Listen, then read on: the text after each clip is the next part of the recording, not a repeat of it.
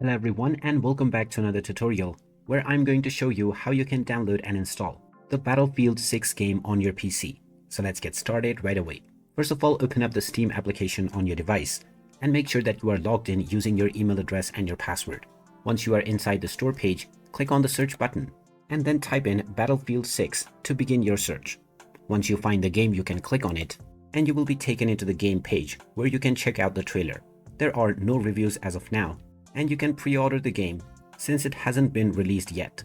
Click on the Add to Cart button alongside the edition that you would like to buy, and now you can click on View My Cart, which will then take you into the payment page. Click on the Continue to Payment button, and now choose your payment method.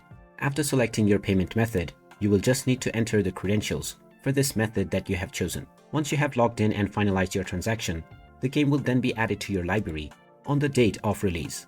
And after this, all you will need to do is wait for the release date, after which you can complete the installation and start enjoying the game on your device. And there you have it. That is how easy it is to download and install the Battlefield 6 game on your PC. If you find this video helpful, don't forget to hit that like button and subscribe to our channel for more useful tips and tutorials. Thanks for watching, and I will see you again in the next one.